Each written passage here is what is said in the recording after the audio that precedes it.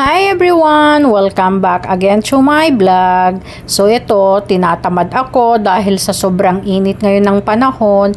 Ayaw kong lumabas, kagigising ko lang and aking day off ngayon. Pero dito lang ako sa loob ng bahay namin bago ang lahat.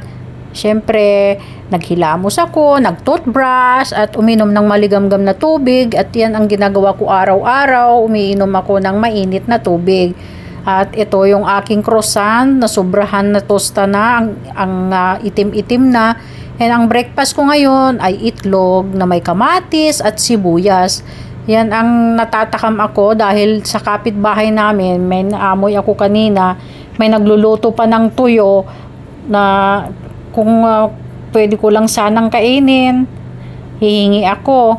At hindi ko naman kasi pwedeng kainin ang tuyo dahil sa sobrang alat. Oo nga pala, ito ang aking gagawin ngayon buong maghapon, yung aking YouTube channel.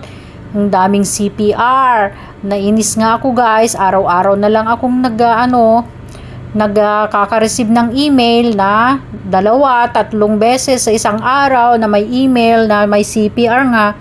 Pero karamihan kasi yon yung mga old videos ko 5 years ago dahil syempre wala pa akong ID sa YouTube, basta nag-YouTube lang ako kuno.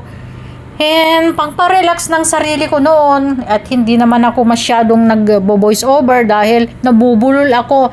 Pag iniisip ko, sinusulat ko, pero pag sinasabi ko na, doon na ako nabubulol at hindi ko na alam kung ano mga pinagdadaldal ko guys. At ayan, ang gagawin ko ngayon buong maghapon na to dahil sa init nga, ayaw kong lumabas at ito, may time na akong gumawa. Siyempre, nagmi-music pa rin. Pero hindi ko na iparinig sa inyo guys ha. Kasi ma-CPR na naman ako. At ito nga pala, yung mga CPR na yan, hindi ko kasi kinuha sa YouTube Studio. Dapat doon ko pala kinuha sana. Kasi nga, para mas safe. And sayang naman yung revenue na guys. Kasi meron akong nakita yung isang videos ko. Ang revenues niya is 0.10 cents, dollars ha. So ayan, meron namang option, pwede mo siyang i-delete, i-mute. And ang pinili ko na lang, ayan yung naka-red na yan yung CPR as in full music. At ito naman, yan lang sa may ito, yung pangalawang videos na may CPR. So, pinalitan ko na lang and syempre pinipili ko na rin yung mga magandang music na mababagay dyan sa videos ko. Kaya, mabilis naman ang pag-update niya as in just in 10 minutes or minsan just a minute lang ma-update na and makaka-receive na rin ako ng notification. Ang hirap din naman kasi ang mag-voice over guys. Hindi rin ako masyadong madaldal, hindi rin ako masyadong wala akong sa mga mag-voice over, pero itatry ko para naman mas safe na yung aking videos kahit na ano na lang ang kwento-kwento, di ba? And ayan, buong maghapon, trulala sa aking kwarto and marami akong iniisip na ginagawa pero nakakadamad lang kasi. And maalala ko pala, magluluto ako ngayon ng pudding. Siyempre, bawal ang mapagod, bawal ang ngayon, magutom. Kahit sense kasi yung mga revenue niya, naiipon din naman yan. And syempre, maswerte ka na pag may sa live ko noon, mayroon nagbigay sa akin, nagpalipad, ayun, lumaki ang revenue ko. And matagal ko pa bago ko nga makumpleto yung 100. Pero sige lang, go with the flow ka lang. Gawin mo na lang inspiration and remembrance yung mga videos mo.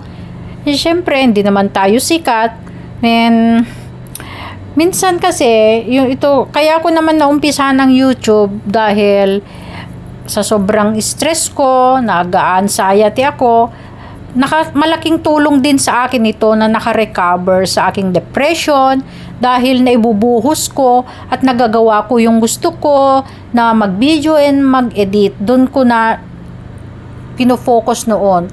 Kaya guys, hindi naman sa revenue lang ang dahilan kung bakit ako nag-YouTube and malaking tulong talaga ito.